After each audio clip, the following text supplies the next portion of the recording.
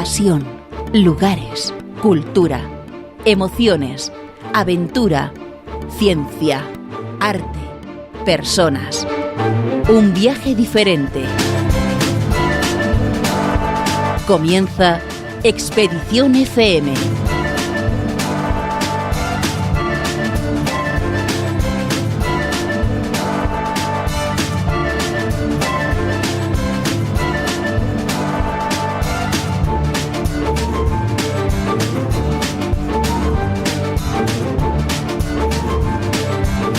Hola, muy buenas tardes, queridos oyentes y amigos de Expedición FM. Comenzamos una nueva aventura.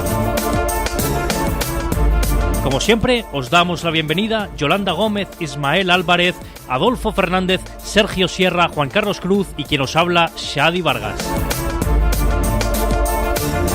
Agradecimientos a nuestro equipo técnico que hace posible esta expedición sonora. Vías de contacto: Facebook /Expedición FM, el Twitter nos buscáis por @Expedición FM sin la E. Nuestro email expedicionfm@picoscomunicaciones.com. Y lo prometido es deuda, ya tenemos WhatsApp 644 87 56 58 y desde cualquier parte del mundo con el prefijo 0034 644 87 56 58. Queda dicho en antena. Hoy no os lo podéis perder. Despegamos con un programa de altos vuelos de la mano de un invitado de lujo.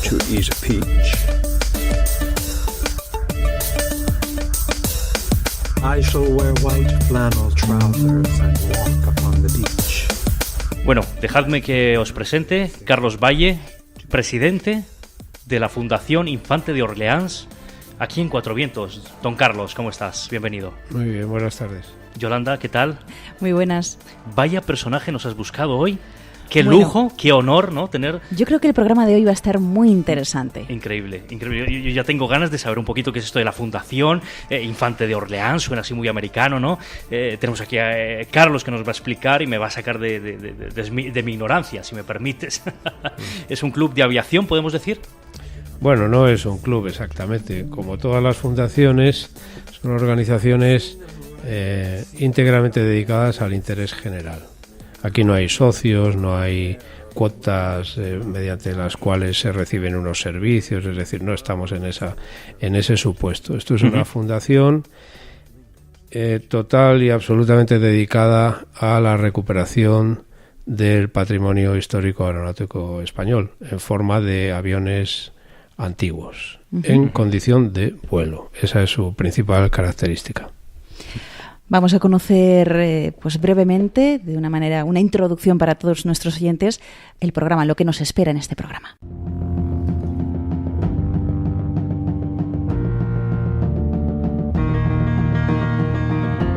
El deseo de volar ha estado presente en la humanidad desde hace siglos, y a lo largo de la historia hay constancia de algunos intentos por conseguirlo. Pero no fue hasta principios del siglo XX cuando se produjeron los primeros vuelos con éxito, como el de los hermanos Wright en 1903, que marcó el inicio de la aviación moderna. Desde entonces se crearon aparatos que han ayudado a desarrollar la aviación tal y como hoy la conocemos. Hoy vamos a conocer la labor que realizan algunas personas enamoradas de la aviación y de la historia, y llenas de ilusión, entusiasmo y mucho trabajo para que los logros del pasado no caigan en el olvido. Algo de lo que muchas personas han podido disfrutar al contemplar estos aviones de época en las exhibiciones aéreas que realizan. Nos lo cuenta uno de los socios de la Fundación Infante de Orleans, Javier Permanyer.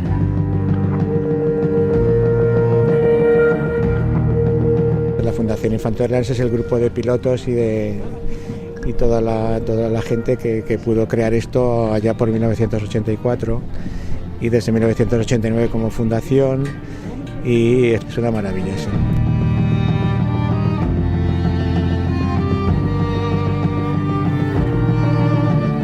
Llevamos 27 años haciendo exhibiciones aéreas, o sea que esto es una cosa ya de gran historia. Desde el año 91, aquí en Cuatro Vientos, aquí en el terreno del Real Club de España se está haciendo durante una hora esta exhibición aérea, precedida por las 3 horas de exhibición estática, y bueno, esto es una maravilla.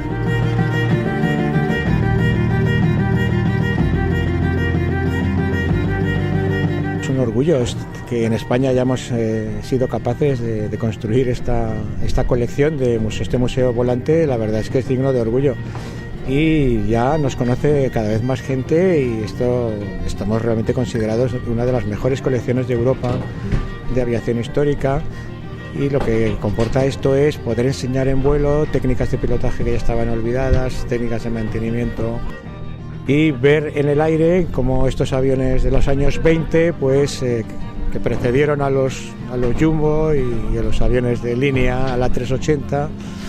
Antes de todo eso, pues hubo estos aviones frágiles de cabina abierta, con la bufanda, protegiéndose del frío, con las gafas y todo esto. Esto lo podemos ver aquí todos los primeros domingos de mes en Cuatro Vientos.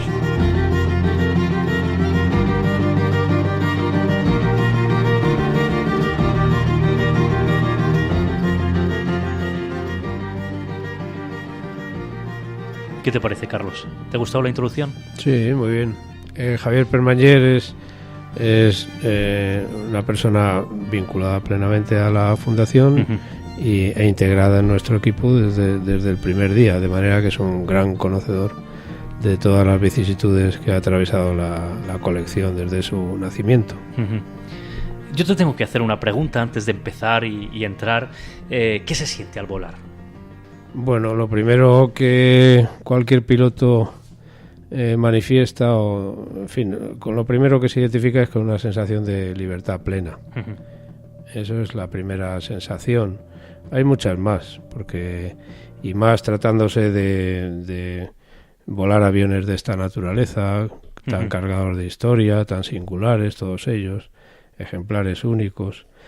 Pues la sensación es de un enorme privilegio, el poder retrotraerse en el tiempo hasta volar exactamente en las mismas condiciones y con las mismas sensaciones que los pilotos de estas épocas experimentaban cada vez que salían al aire con estos aviones tan frágiles, como decía Javier, tan en unas condiciones en algunos casos bastante precarias, con unos márgenes de seguridad relativos. En fin, la aviación de ninguna de las maneras, pese a su relativamente corta historia, prácticamente un poquito más de un siglo, pues pese a ser tan joven, tiene muchísima historia a sus espaldas, y su desarrollo ha sido tan espectacular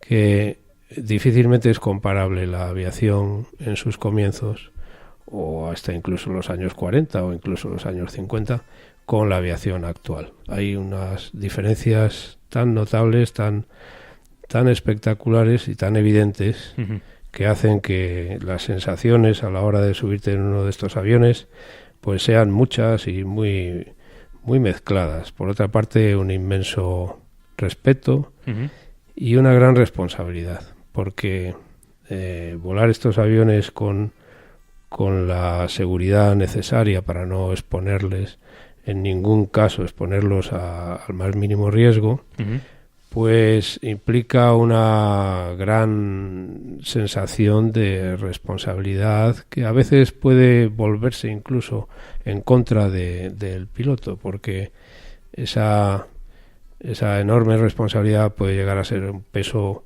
muy, muy grande, que puede llegar a agobiar, podemos decir, bloquear incluso las actuaciones del piloto, sí, o incluso llevarle a cometer errores. Esa tensión sería la palabra más inteligible, ¿no? A la hora de... Pero bueno, todo eso se resuelve con muchísima experiencia.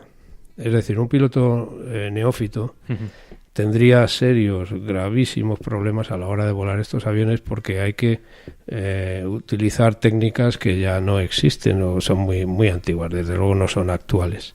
¿Y cuándo ese gusto por los aviones de época, por intentar recuperarlos? Cuéntanos cómo ha nacido esta fundación y por qué. Pues eso es también fácil de entender, porque, como digo, la aviación engancha mucho. Entonces, los aviones, claro, ese interés por la aviación es en todas sus facetas, y entonces para conocer los distintos modelos, su belleza, todos, hay aviones preciosos, otros no tanto, pero hay verdaderas maravillas en el diseño, en las formas, cómo cada uno es de su época, cómo hay aviones que están clarísimamente influenciados incluso por el Art Deco, etcétera, etcétera, otros aviones militares, en fin, todos tienen una enorme personalidad que es perfectamente perceptible al primer vistazo. Entonces, bueno, pues empiezas a intentar conocerlos todos los modelos, de todas las épocas, de la Primera Guerra, de la Segunda Guerra, en fin, de aviones de los grandes Wrights de los años 30, el más lejos, más alto, más rápido, todo eso. Como es un mundo tan fascinante, pues al final empiezas a admirar la belleza intrínseca de cada uno de estos aviones. Y de ahí nace la aspiración, en fin, desde luego difícil de realizar, de hacerte con alguno de ellos. Por volarlo, por poseerlo, por tenerlo, por contemplarlo, por salvarlo para la posteridad. Y ese es nuestro papel. Entonces, de esa afición, al principio, cuando creamos la fundación, ya os digo que es el colofón de una larguísima historia, pues nuestro afán, quizás en los comienzos, era pues eso, reunir una colección de aviones históricos, simplemente porque son muy bonitos y porque es un deseo para todo aviador, pues estar cerca de estos aviones, y si ya además los puede volar, pues miel sobre hojuelas. Pero muy pronto te das cuenta, y nos dimos cuenta, de que nuestra misión tenía una trascendencia mayor. Es decir, ya no se trataba de satisfacer esa aspiración nuestra de reunir una colección para su contemplación y, en fin, no, ya nos dimos cuenta muy pronto, todos los creadores de este tipo de museos volantes en el mundo y de estas colecciones, pronto se dan cuenta de que lo que están haciendo tiene un valor que va más allá de la satisfacción de ese deseo personal. Y entonces es cuando se da el salto para, ya se pone la mirada en el interés general y en ir a la creación de una institución museística para salvar todo este patrimonio hacia las generaciones futuras. Y entonces es cuando comprendes perfectamente tu papel de simple intermediario. Y eso es lo que da valor a este tipo de organizaciones, en forma de fundaciones, claro. Qué gozada, y además el saber, ¿no?, de esas colecciones que se tiene ahí, y ser consciente que no solamente son aviones o piezas estáticas, ¿verdad?, sino que podemos volar. Bueno, en este caso tú tienes, ¿no?, digamos, esa capacidad y ese es el valor intrínseco, o lo que diferencia de forma muy más que notable a este tipo de museos de un museo estático. Un museo estático pues atesora y colecciona piezas de enorme valor histórico, pero su gran limitación es que están ahí y se pueden contemplar, pero nada más. Entonces, los museos volantes o las colecciones de aviones históricos en vuelo tienen la enorme ventaja de que su capacidad de comunicación y de divulgación, de comunicación en definitiva con el gran público, que es hacia el que va dirigido todo este esfuerzo, es inmensa. O sea, contemplar estos aviones vivos, es decir, en su elemento natural y volando con las limitaciones que lo hacían, como son en realidad y como fueron, pues es la mejor lección de historia que se puede dar. Sin duda. Y de la forma más elocuente posible. Sin duda.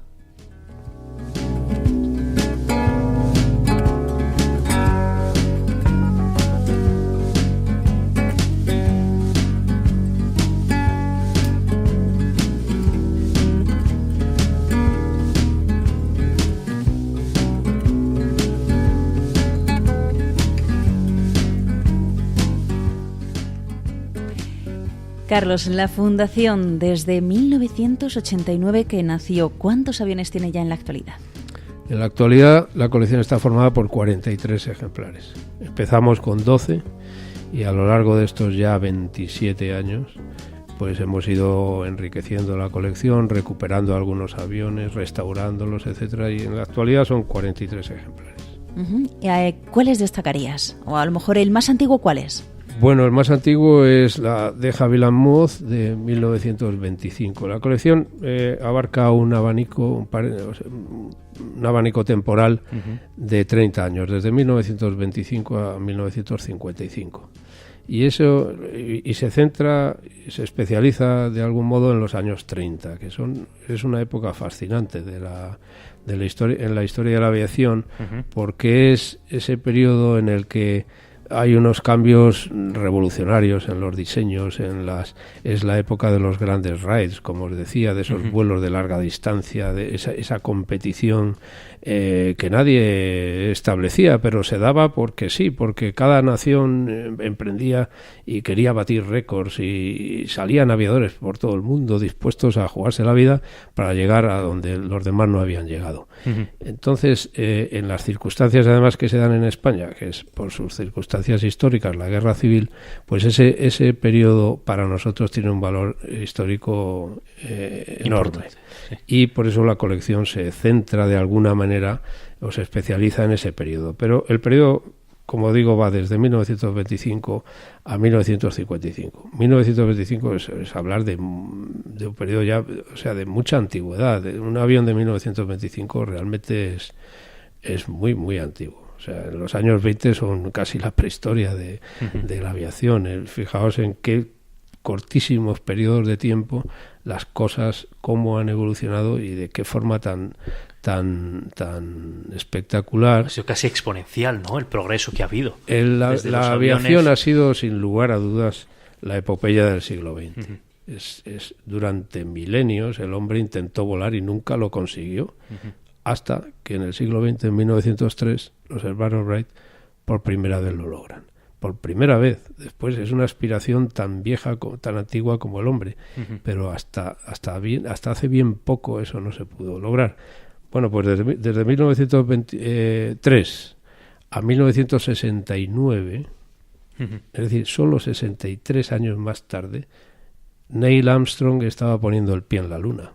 Fijaos, de qué forma tan exitosa, qué derroche de inteligencia, de ingeniería, de generosidad, de hacer bien las cosas. O sea, es una verdadera epopeya que alguien tendrá que escribir. Bueno, nosotros ponemos nuestro granito de arena para que el público en general no olvide que el subirse hoy en un avión, en un Airbus 320, irse a Barcelona en un puente aéreo como el que se monta en un autobús y ya está, no le da más importancia, realmente es el fruto de un gigantesco esfuerzo en el que el hombre ha sabido hacer las cosas muy bien y por primera vez resolver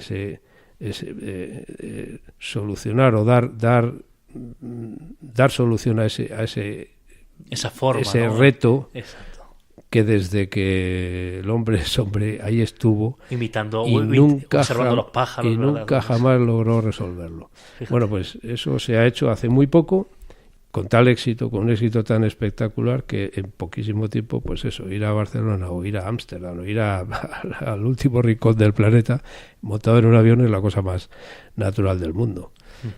La fundación, de los 43 aparatos que tiene, todos tienen su historia, pero ¿se podría destacar algunas historias en concreto? Por ejemplo. Bueno, eso es difícil porque todos, como sabéis y como habéis visto, son verdaderas joyas. Todos tienen tras de sí un gran valor histórico. A mí, si me permitís, en particular, el avión que mencionaste, soy malo, ¿no?, para los nombres, me vas a perdonar, pero de ese vuelo, ¿no?, de Santander a México. Ah, sí, bueno, ese es uno de los varios que tenemos de esa época. Sí. Este es uno en particular que protagonizó el último gran raid de la aviación española. Fue el vuelo Santander-México, protagonizado por Juan Ignacio Pombo, 1935, con un British Clem Eagle, que es como el que habéis visto ahí en nuestro hangar, en la colección. Pero también tenemos otro, por ejemplo, de esa época también, el Comper Swift, con el que Fernando Rein-Loring realizó el vuelo Madrid-Manila en el año 1933, nada menos. Y además tenemos un tercero, que es el Fairchild 24, con el que los aviadores filipinos devolvieron a los españoles los vuelos en esa época, en los años 30, que ya en finales de los años 20 y en los años 30 habían protagonizado pilotos españoles desde España a Filipinas, Manila concretamente. Y entonces en julio de 1936, dos aviadores filipinos, Calvo y Arnaiz, hicieron ese vuelo de retorno, digamos, desde Manila a Madrid. Exactamente llegaron a Madrid el 11 de julio del 36, fijaos qué fecha tan complicada, porque 2 días más tarde es el asesinato de Calvo Sotelo, y en vista de la situación que se estaba creando vieron que las cosas se iban a poner aquí muy mal, y bueno, pues salieron volando, mejor dicho. Y bueno, con tan mala fortuna que el avión, cuando lo embarcaron en Barcelona para volver a Manila, pues el barco, el carguero en el que se fue embarcado, fue hundido unas semanas más tarde en un bombardeo. Y allí se perdió. El que tenemos aquí es idéntico, no es ese exactamente, pero es idéntico. Y tenéis un avión que es único en el mundo también. Varios de los aviones de la colección son los últimos ejemplares. Por ejemplo, pues el Falcon 6, que además es el único avión participante en la Guerra Civil Española que ha vuelto a volar. No uno como ese, sino ese en concreto. Y en fin, y un largo etcétera de aviones que son ejemplares únicos. De ahí esa enorme responsabilidad que puede atenazar al piloto a la hora de volarlos, porque comprenderéis que esa sensación o esa responsabilidad de saber que estás volando un avión que es insustituible, pues es muy en fin, puede ser una carga muy pesada. Como os decía, esto se resuelve con experiencia, mucha profesionalidad y responsabilidad a la hora de sacar los aviones de la colección, como cada primer domingo de mes. Se vuela si las condiciones meteorológicas son óptimas, no buenas, sino óptimas. Es decir, hay unas limitaciones de viento cruzado, por supuesto lluvia impensable, etcétera, etcétera. De manera que estos aviones se mantienen y se operan en unas condiciones óptimas, y siempre pensando en la seguridad por encima de todo. Nos has hablado, Carlos, de pilotos que bueno, esa pasión por volar, por mejorar. ¿Por qué Infante de Orleans? Bueno, porque el infante es una figura esencial en nuestra historia. Es el primer aviador militar y además es uno de los pioneros indiscutibles en la creación de la aviación militar española. Él fue el primer aviador militar, como os digo, porque el primero, ellos fueron dos personajes, don Benito Loigorri, que fue el primer aviador civil español, y el infante. Ambos los dos se hicieron pilotos en Francia en 1910 y allí obtuvieron el brevet, como se decía entonces, su carnet de piloto, y bueno, uno era civil y el otro militar. Bueno, pues el infante era y fue el primer aviador militar, aunque obtuvo su licencia, digamos, entonces fuera de España, pero fue el primero, evidentemente. Pero es que además luego consagró su vida por completo a la aviación, y fue un pilar, uno de los verdaderos pioneros en la creación de la aviación española. ¿Y de dónde salen los aviones que tienen? ¿Son comprados, son prestados, son donados? No, los aviones en su gran mayoría son propiedad de la Fundación Infante de Orleans. Hay algunos, pocos, son menos, que son privados adscritos a la Fundación mediante unos contratos muy vinculantes, de manera que los propietarios ceden todos sus derechos de posesión, de usufructo, etcétera, a la Fundación. La Fundación se hace cargo de su conservación, porque ese es el objetivo fundamental. Entonces, La procedencia, pues dado que por las circunstancias históricas en España se perdió gran parte, por no decir prácticamente todo el material histórico en la época de la posguerra, por circunstancias evidentes, pues ha sido necesario buscar y acudir a otros países para localizar aviones que escribieron páginas importantes en nuestra historia, pero de los que ya aquí no quedaba nada, ni restos, ¿no? Entonces, pues en Argentina, Inglaterra, Reino Unido, Bélgica, Francia, hasta Nueva Zelanda hemos tenido que ir hasta las antípodas para recuperar algunos de estos aviones que por desgracia aquí ya no se habían perdido. Corrígeme si me equivoco, ¿puede ser el Rata? No sé si lo digo bien, sí, uno de esos. Sí. A mí es que es un avión que me llama muchísimo la atención, sí. Y en la última exhibición aérea que hemos visto hace poquito aquí en Cuatro Vientos, yo me quedé prácticamente enamorado de ese avión. Sí, es un avión fascinante porque tiene una inmensa, enorme personalidad, esa silueta tan curiosa, es un caza, es un avión con unas performances espectaculares. Y el sonido, ¿no? El sonido, son 1000 caballos los que lleva ahí delante, es un avión de combate, con 4 ametralladoras y diseñado para lo que estuvo diseñado. Entonces, bueno, como os digo, pues hubo que acudir hasta Nueva Zelanda, se le localizó allí. Bueno, es una reconstrucción, como os contaba, partiendo de unos restos de un avión localizado en Siberia en la Segunda Guerra, un avión derribado. Y con capital neozelandés se le reconstruyó, partiendo de esos restos, se le devolvió a su estado original y el avión acabó en Nueva Zelanda. Nosotros, en cuanto tuvimos conocimiento de esto, sin dudarlo un instante, dijimos, si hay algún país en el mundo en el que deba haber un Rata o un Mosca, ojo con la polémica Rata-Mosca, porque... Masculino, hay que dejar claro. Bueno, sí, pero además es que dependía, el apelativo Rata era por parte del bando nacional y el apelativo Mosca por parte del bando republicano. Entonces ahí siempre hay alguien que siempre se siente molesto con esta cuestión, pero es que es así, o sea, la historia es así. Es más, para aquellos a los que no les gusta el apelativo Rata, por venir del bando nacional, hay que decir que este avión es conocido en todo el mundo, con la palabra en español Rata, no rat en inglés, sino Rata.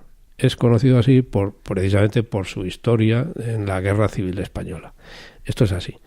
Entonces, este avión fue localizado allí en Nueva Zelanda y, naturalmente, nuestra decisión fue inmediata. Es que si había, como os decía, algún país en el mundo en el que debía salvarse y conservar un Mosca en vuelo, pues era España. Y así lo hicimos y hasta allí fuimos, reunimos el dinero. Estos aviones son carísimos, como podéis imaginar, y gracias a nuestros patrocinadores, en este caso el Ayuntamiento de Getafe, con el que tenemos el proyecto de trasladar y ubicar la colección definitivamente allí, en marcha, pues logramos traer y recuperar este ejemplar. Entonces, claro, es un avión, es todo un icono, es la Guerra Civil Española.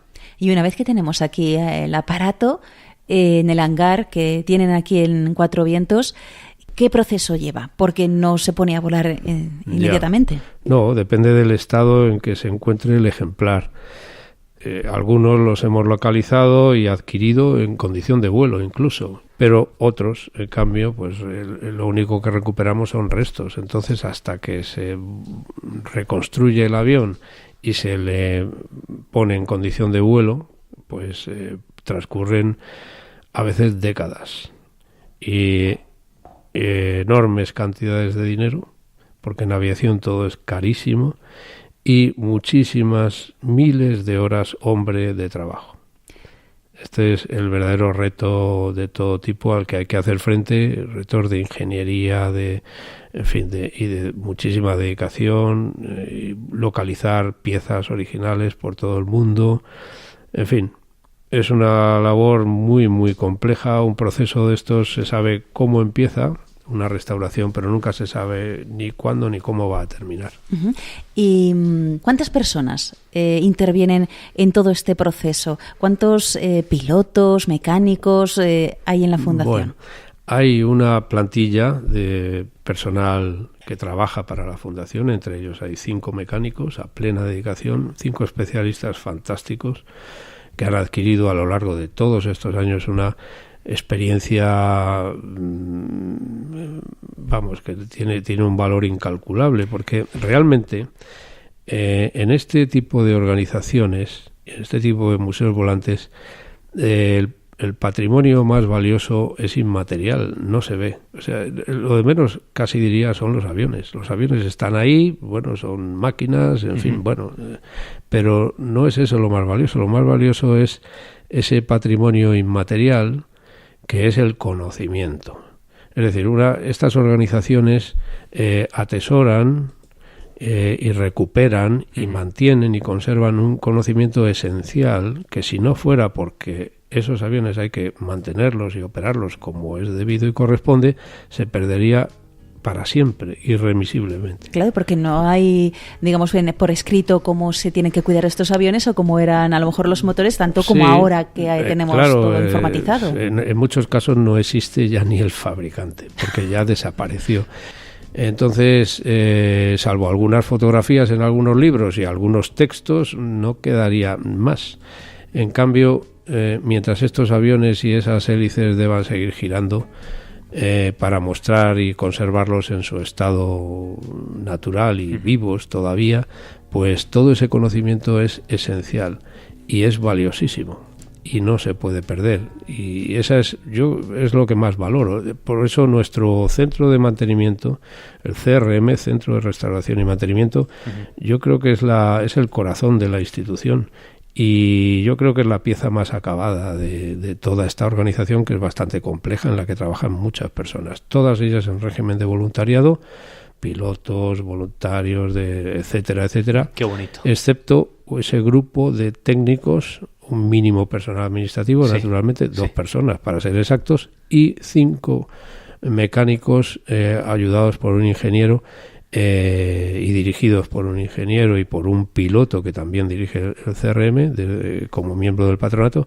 Pues toda esa organización, la del CRM concretamente, yo creo que es la pieza más acabada, porque ahí es donde está todo ese conocimiento, en ese departamento concreto y en el de operaciones de vuelo. El CRM atesora el conocimiento técnico para la conservación y mantenimiento de los aviones, y operaciones de vuelo, conserva y atesora todo el conocimiento referente a las técnicas de vuelo. Y eso es lo que hay que trasvasar a las nuevas generaciones, a los pilotos más jóvenes que nos deben sustituir, que nos están sustituyendo ya, para que esas técnicas no se pierdan, porque si no sería imposible mantener viva una organización de este tipo. Es decir, habéis creado ya escuela. Sois casi, si me permites, Carlos, sois casi como luthiers, ¿no?, de la aviación, lo que tenéis. Efectivamente, esto es increíble. Como volar un avión de estos es casi como afinar un buen violín. Eso es. O sea, es algo, tiene mucho de experiencia, conocimiento y pasión, mucha pasión. Pasión y un cierto arte. Volar siempre ha sido un arte. Sin duda. No está al alcance de todos, aunque lo parezca, pero no es cierto. Y mucho más volar algunos de estos aviones que, como digo, hay que recurrir a cosas que no están en los manuales, no se aprenden, hay otro tipo de transmisión de conocimiento que es verbal. De hecho, la aviación tiene mucho de todo esto. En tus comienzos, cuando todos los pilotos empiezan a volar, por primera vez hay alguien que personalmente le enseña a volar. El piloto no aprende a volar en un libro, ni con manuales, ni con Flight Simulator, ni nada de todo esto. Espérate, Carlos. Esto me lo tienes que contar ahora. Espérate.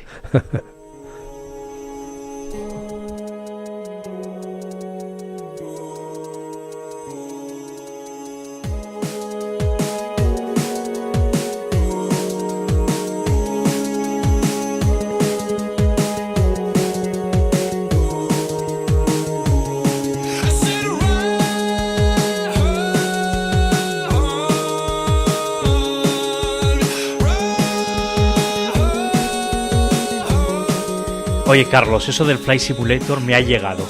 Es que, según lo estabas diciendo, me sentía... Y fíjate que soy un aficionadillo. Me sentía un poco, digo... Espera. O sea que...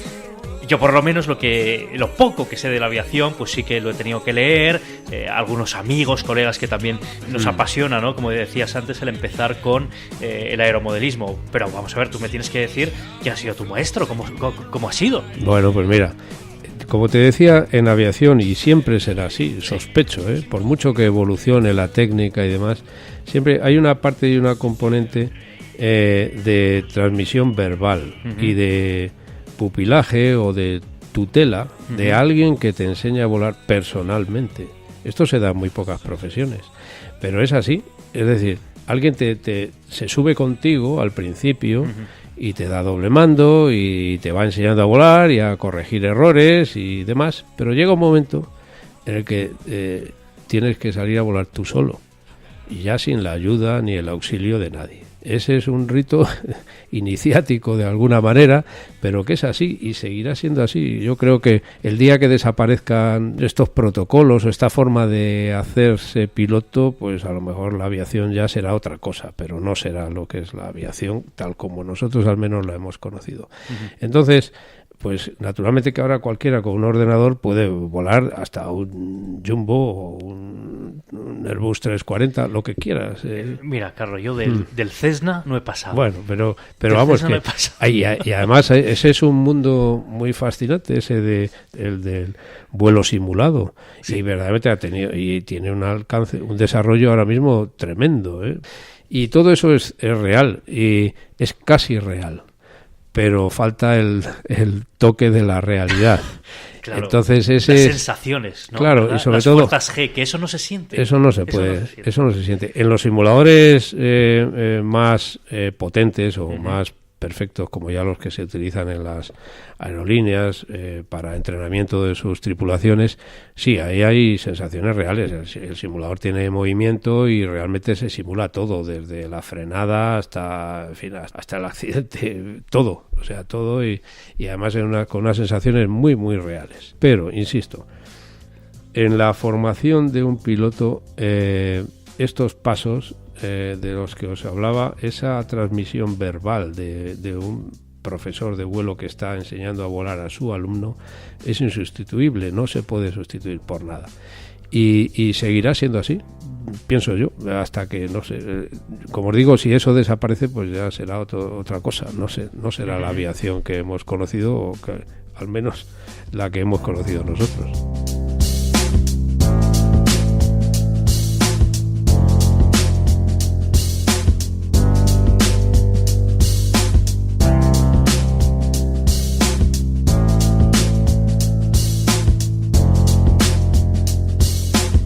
Carlos Valle nos ha hablado de los simuladores de vuelo y en el mismo aeródromo de Cuatro Vientos podemos disfrutar de esta experiencia, como nos lo va a contar ahora mismo Sergio Domínguez de Simlock Research. ¿Qué tal, Sergio?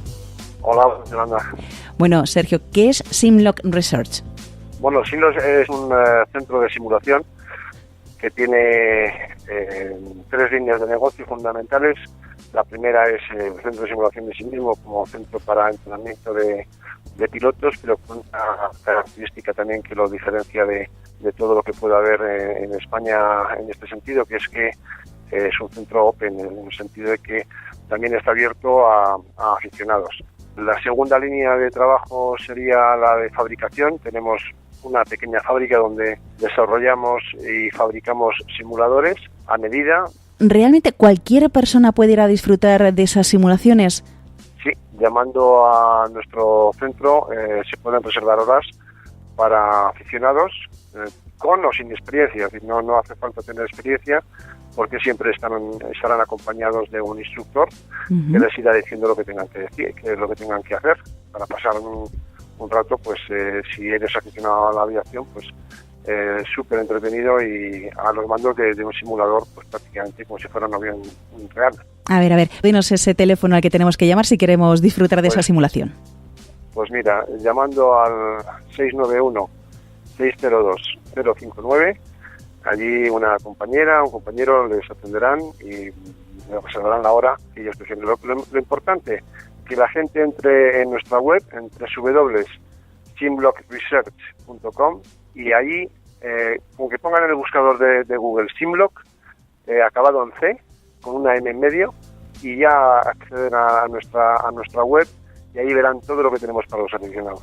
Perfecto, entonces, desde que nos ponemos en contacto con vosotros, hasta que vamos allí, ¿se puede ir de lunes a domingo o de lunes a viernes? ¿Qué horario tenéis? Sí, el horario normal viene a ser pues, el horario comercial de 10 de la mañana a 8 de la tarde aproximadamente, con la hora de comer ininterrumpido. Incluso sábado, si hay gente que quiera hacer la simulación de sábado, también está abierto el centro. Los domingos está cerrado. Perfecto, Sergio. Otra cosita. Yo, por ejemplo, que no he hecho simulación de vuelo, por lo menos no he jugado a lo mejor en el ordenador y no sé nada, como has dicho, que no pasa nada. ¿A mí qué me enseñáis ahí? ¿Me dais algunas clases al principio? ¿Me explicáis los mandos? Porque yo lo veo complicado. No, hombre, clases no. Lo único que si asientas a los mandos del avión que sea, y un instructor te dice lo que tienes que hacer, nada más. Es una cosa muy sencilla.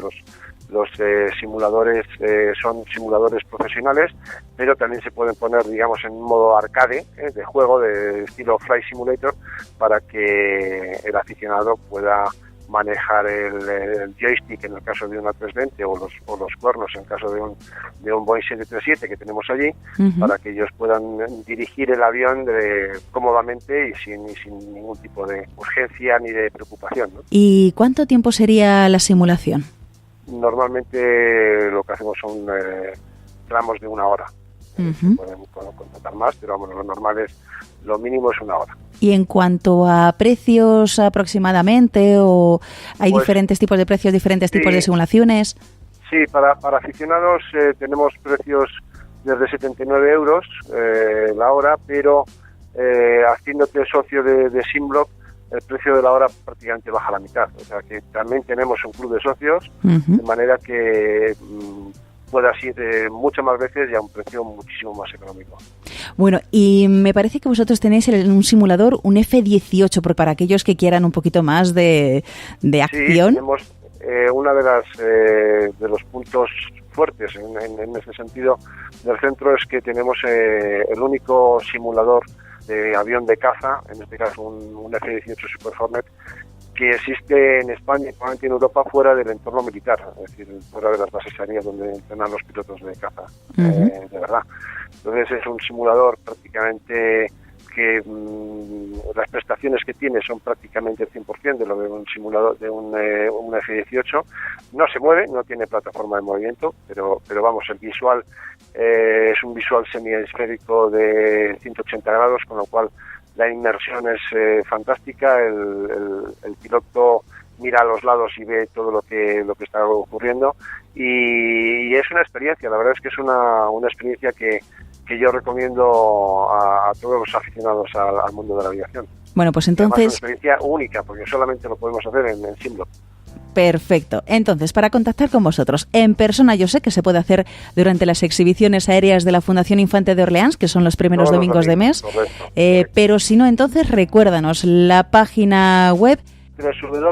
Simblock, acabado en C, todo seguido de la palabra research, research.com, y el teléfono, como te he dicho, 691-602-059. Sergio, muchísimas gracias y esperamos pronto disfrutar de esa simulación de vuelo. Yolanda, y también por email, si queréis, info@simblock.es. Pues lo dicho, Sergio, esperamos pronto poder estar allí y disfrutar de esa experiencia, de esa simulación.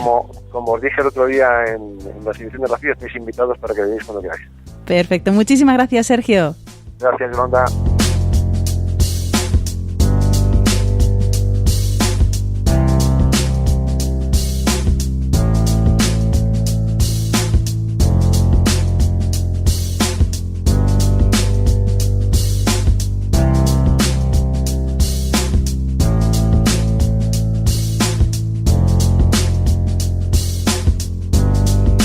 Háblanos de las exhibiciones aéreas. ¿Cuándo comenzaron? ¿Al momento con la Fundación o un poco más tarde? Sí, un poco más tarde. Realmente la Fundación se crea en el 89, realmente 5 años antes. En el 84 es cuando ya empezamos a trabajar seriamente en esto y con la idea de crear algo que nos trascendiera, es decir, un proyecto museístico.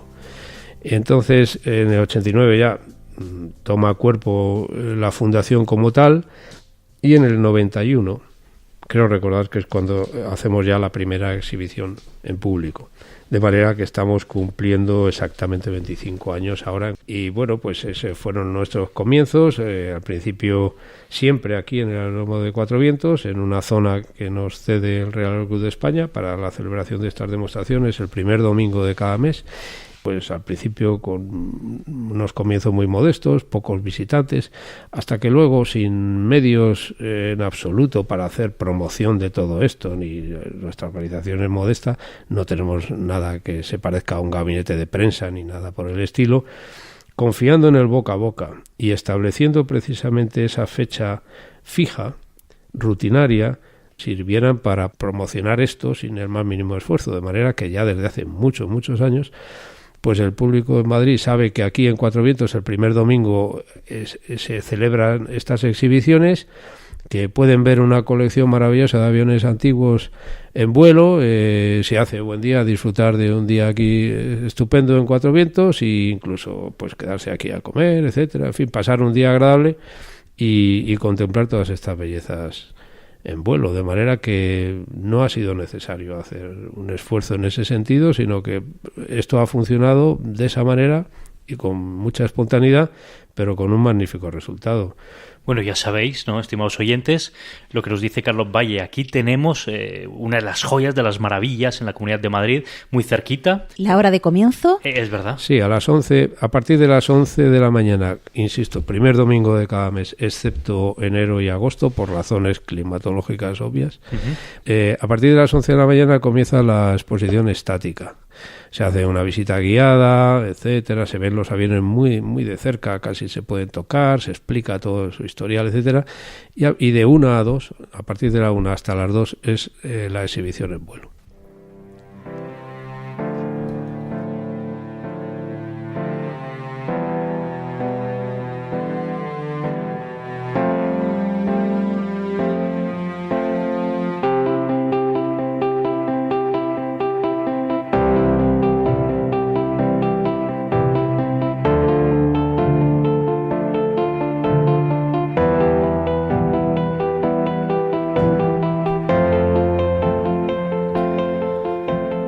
Bueno, he de decir, Carlos, que la fundación era pues esa chica, ¿no? Y ahora es un poquito más adolescente. Ya está, ¿verdad? Adolescente, aunque cumple 25 años desde su fundación de 1989. Pero ya como que aquí en Cuatro Vientos se le queda pequeño, ¿no? Ese vestidor. Bueno, pues ahora precisamente has tocado un tema muy importante, porque ahora ya es más que un adolescente, o sea, ya ha crecido mucho, y ahora lo importante es casarla bien con alguien. Sí, me explico. Eso me ha gustado. Sí, porque de eso va a depender su futuro.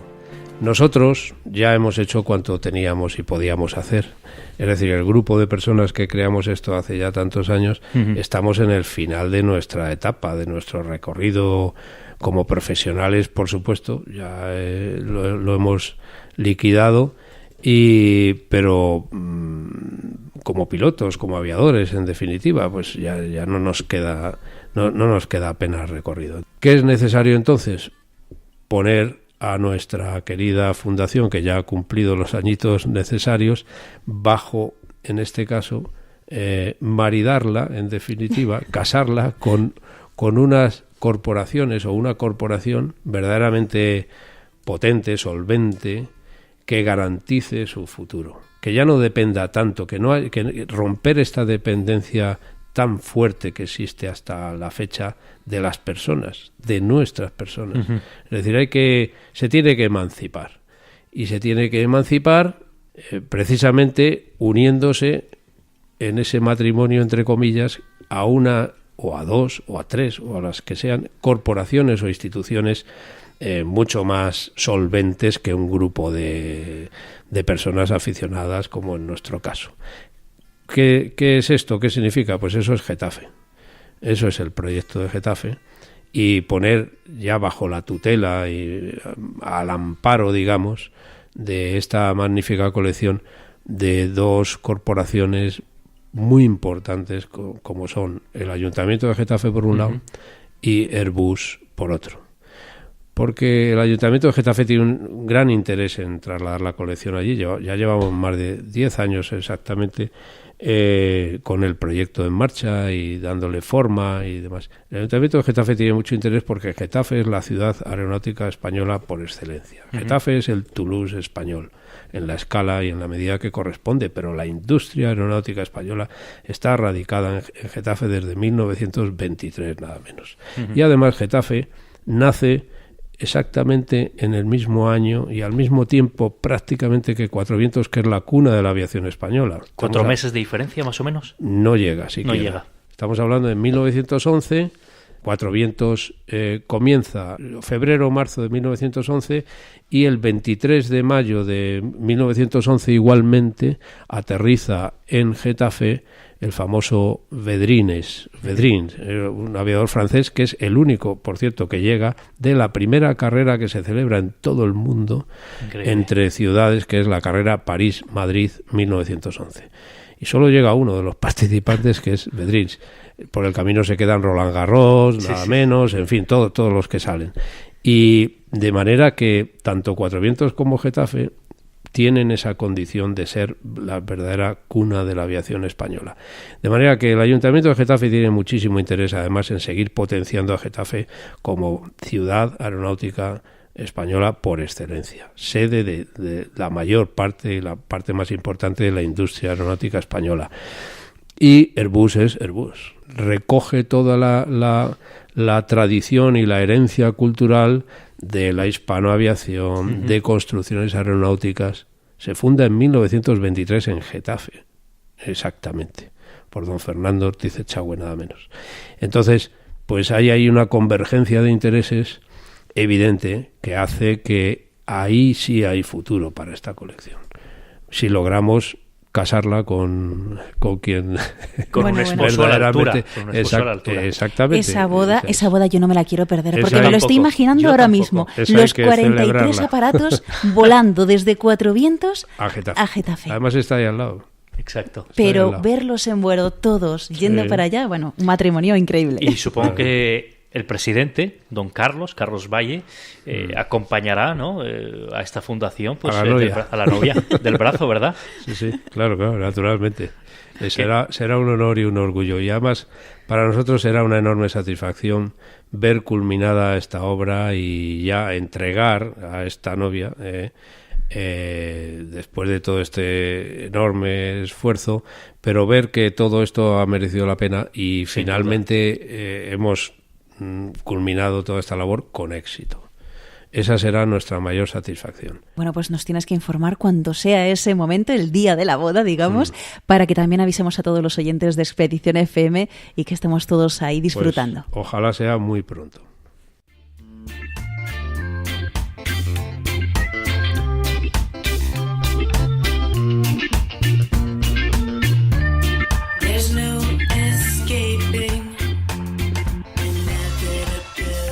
Bueno, como dice la canción, Carlos, no podemos escapar. Estamos aquí, nos tienes cautivos, sobre todo, ¿no?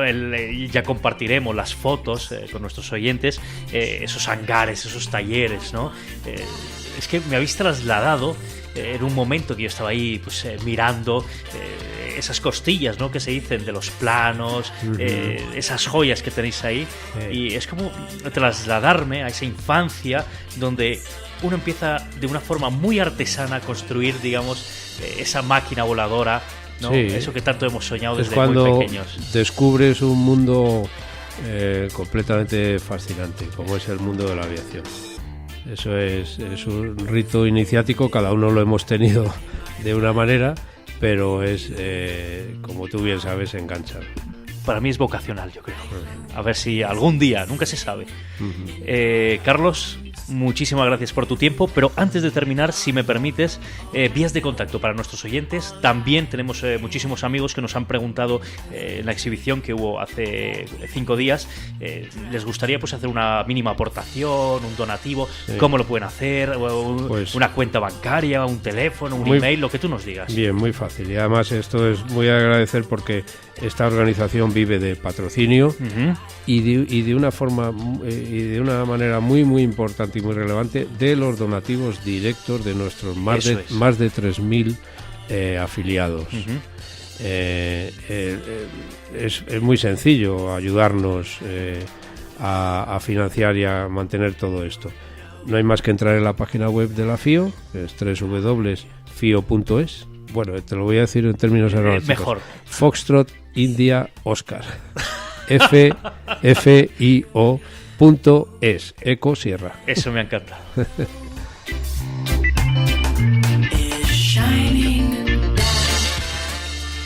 Y ahí en esa página web tendremos entonces... Perfecto, no hay más que acceder a una solapa que pone socios y ahí no hay más que darse de alta, es una forma muy sencilla y hay que resaltar un hecho muy importante.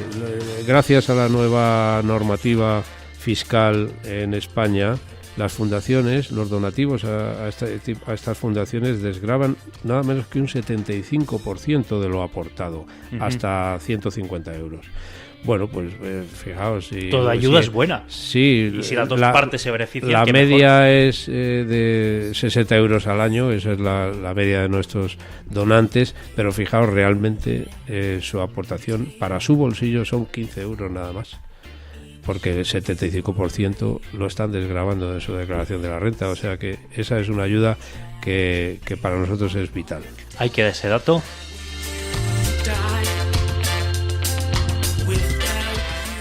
Carlos Valle, amigos, con nosotros, el presidente de la FIO, la Fundación Infante Orleans, aquí en Cuatro Vientos. Ha sido un auténtico honor, un placer. Muchísimas gracias por esa visita a los hangares, a los talleres. Yolanda Gómez, muchísimas gracias. Nuestros oyentes, ya sabéis, esta expedición, pues aquí estamos, una pequeña familia, intentando crecer cada día más y a ver si algún día llegamos, como esta fundación, a podernos casar, ¿no? Con alguien que se merezca, ¿no? Y que cuide de nosotros. Muchísimas gracias, Carlos. Nuestros amigos y oyentes, ya sabéis, las vías de contacto otra vez: expedicionfm @picoscomunicaciones.com. Tenéis el Twitter @expedicionfm sin la E, es decir, con la X directamente. También el Facebook, ahí buscáis Expedición FM y ahí nos vais a encontrar. Bueno, me dicen por aquí desde el control que no me olvide el Instagram, que lo tengo muy olvidado. Eso es, ahí van a poder ver las fotografías que hemos podido realizar durante esta entrevista y que muy amablemente Carlos nos ha enseñado esos hangares donde están estas joyas. Carlos, hasta la próxima. Muchas gracias. Muchas gracias a vosotros. Fuerte abrazo. Espero que hayáis disfrutado la visita. Muchísimo. Yo ya tenía el cinturón puesto y todo, con eso te digo todo. Gracias, Carlos. Bien, gracias a vosotros.